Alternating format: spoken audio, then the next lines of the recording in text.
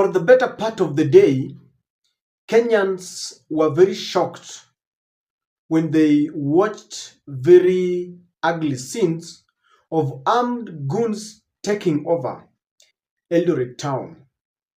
This is reminiscent only to 2007 when goons took over the country and the country went down in flames.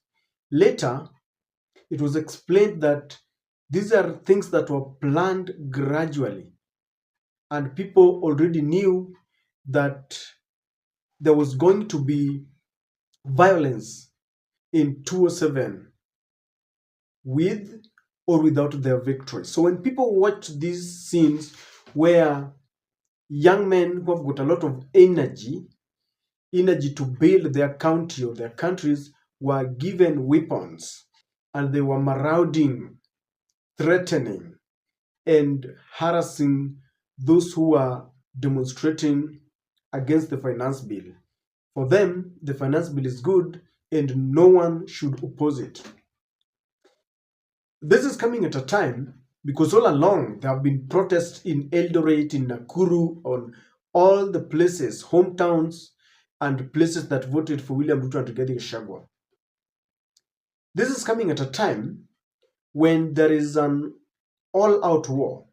The differences between Rigathi Gachagua and William Ruto are now in the public domain. Yesterday, William Ruto and Rigathi Gachagua clashed outrightly in the open because William Ruto had said earlier that he knows the financiers and the mastermind of the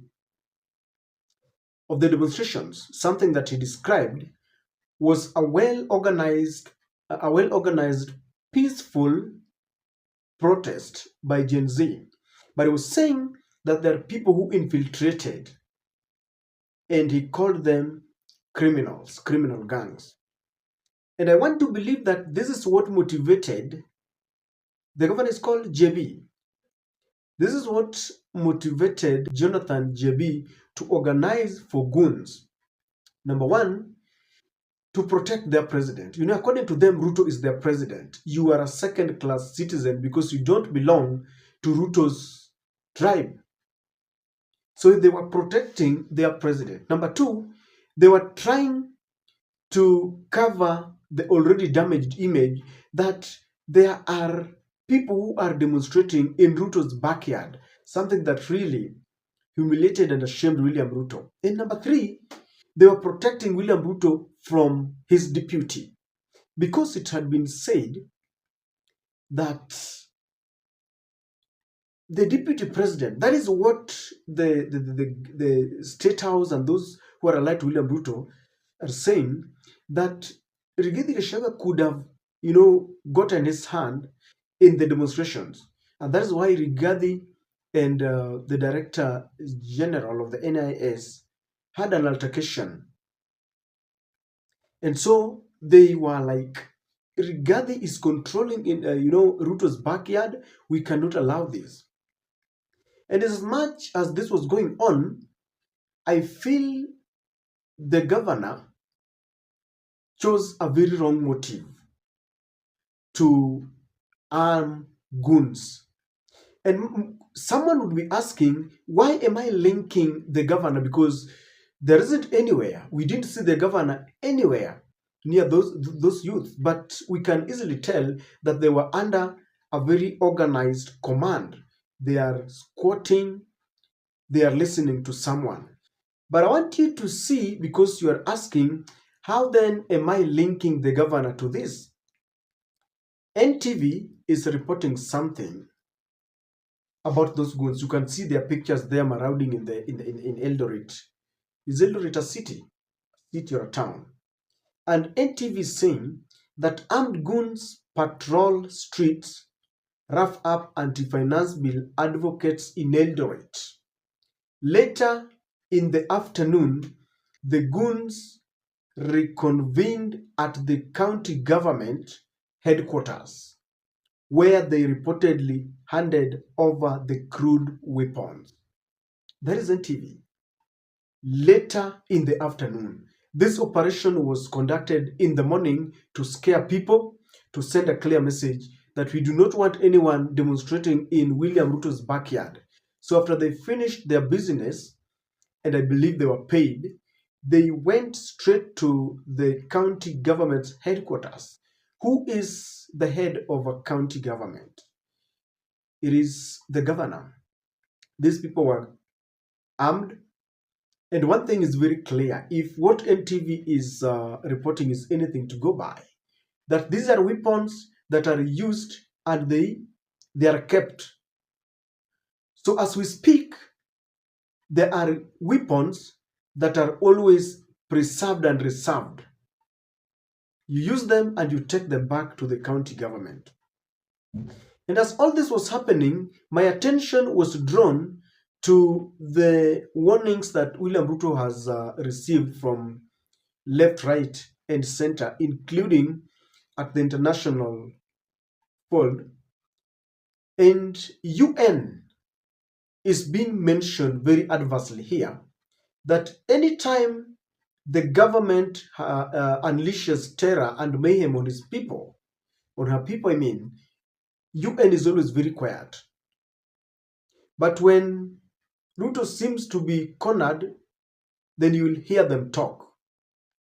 And this time round, they are used to giving statements, just statements, to be counted that we talked, but there is no serious action that they take. So the Secretary General of the United Nations gave a speech, or rather a statement on Twitter. This is what he said. I am deeply saddened by the reports of deaths and injuries, including of journalists and medical personnel, connected to protests and street demonstrations in Kenya. I urge the Kenyan authorities to exercise restraint and call for all demonstrations to take place peacefully.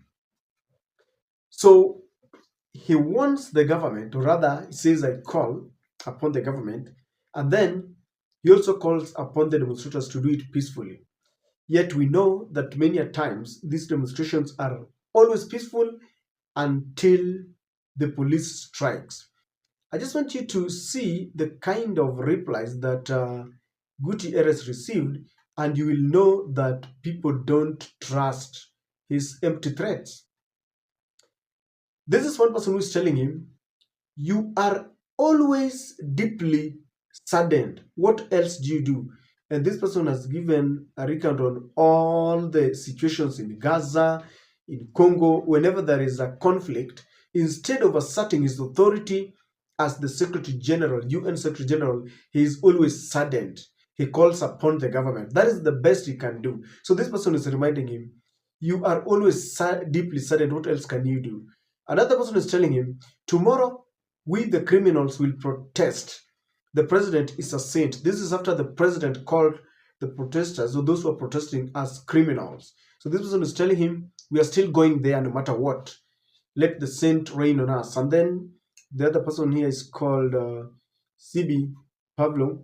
He's saying, categorically, ask him to drop the threats and withdraw military from the streets. They do not belong here. They will not belong there.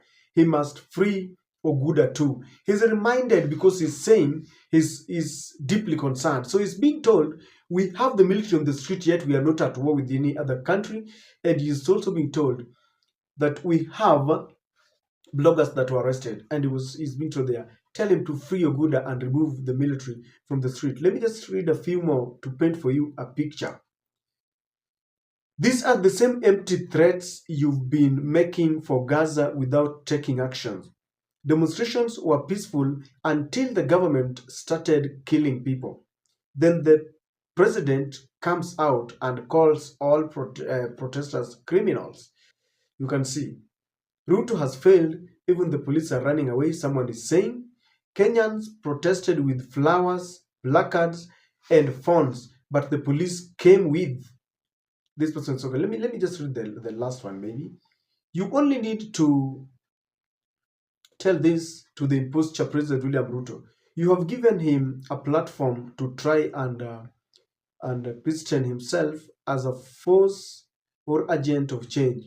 He has been paraded at the ICC for crimes against humanity. For God's sake, he is a conniving individual and a pathological liar. You know, very many people feel that these are empty threats. And the reason I'm doing this analysis is because there were some Kenyans who were demonstrating at the ICC in Netherlands, I think. And many people feel that now that they were protesting and people really jammed the website of ICC and they are saying we are tired of Ruto, people are being killed, the police has unleashed terror on us, please come and investigate. And in this video, I wanted to try and expose something, try and explain something that ICC will not come for Ruto. And I know you'll be telling me they did, and they came for him and Uhuru Kenyatta. That was then. The ICC cannot come for William Ruto. First, to begin with, this is not the first time William Ruto has unleashed the police brutality on Kenyans.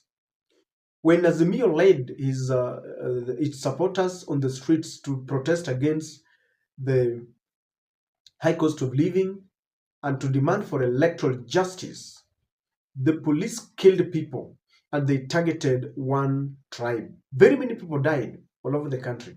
But the center of all the brutality was in Kisumu because they felt this was a Raila affair, it was a Luo affair. I remember Raila's lawyer Paul Mwangi did a letter accusing the police of meting unwarranted, brutality, killing and maiming people. And we expected the ICC to act. And I saw another counter narrative from the government. They also wrote a letter. Instead of the ICC prosecutor coming here to look into the issues that were highlighted, he was invited by friends of William Ruto to attend, a graduation ceremony. And that was very pathetic. And people were asking, when there is a case and the prosecutor is the one who has come and is dining with the very people who are accused, then hope is lost and there is no justice. And people complained. If you really want to investigate someone, then you cannot associate with these people. He came here, he met the president, the commander-in-chief of all the armed forces, nothing happened. And people really complained, and the prosecutor, Karim Khan, had to talk about it. So I'm here to tell you that Ruto cannot be investigated because there is a way he has formed dalliance with the international community.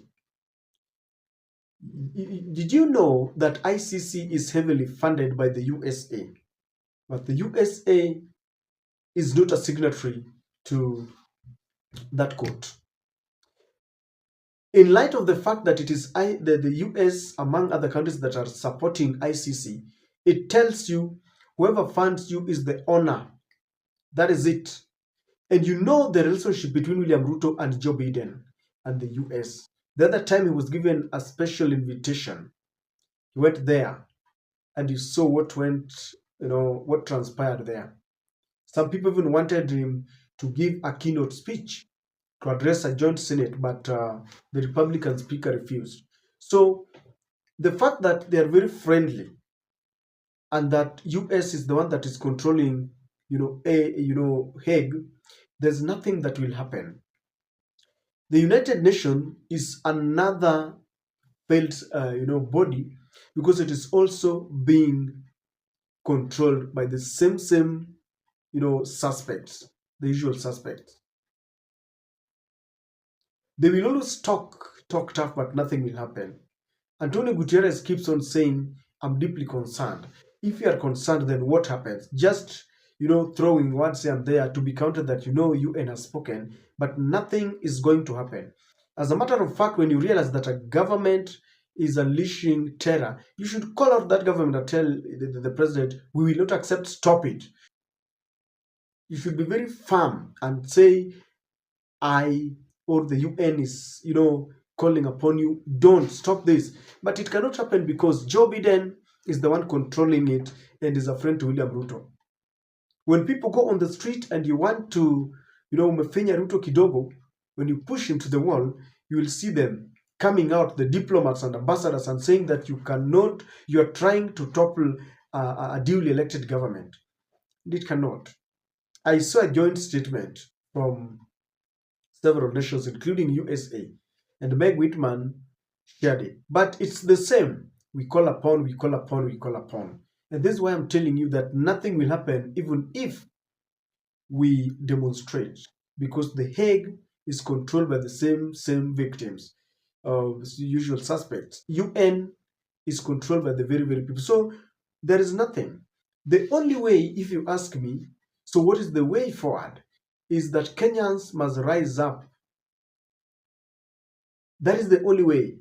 Kenyans must demand for their freedom. Kenyans must wake up and ensure that they emancipate their country. This idea of dividing people along their tribal lines, we go back to our tribal cocoons, will not help us. If you take the youths who are given weapons and they were marauding the town, and you ask them, do they have jobs? And I remember one of the demonstrators who was being arrested asked a police officer, if today your child is diagnosed with cancer, are you assured that the child will get medication, or you will start calling for Harambee and there anataka kwenda India? If Kenyans don't rise up to and struggle together, they will all perish as fools. And the government knows how to divide people along their political lines. This is one thing that Gen Z decided to block, that we are here as a generation. We don't care our pride, our tribes, we don't care our political affiliation, but we are going back very slowly. And this is why the government will never improve its services, because the government understands that when you have pushed them to the wall, when they have been cornered, then they will now rally the support. They will divide us into hawa ni Wajaluo na wanasumbua, then they unleash a Kikuyu or a Kalenjin. Hawa ni hawa wanasumbua, they unleash a Luyas. And by doing this, they succeed because they know it is simple. You simply antagonize us and we are going to fight.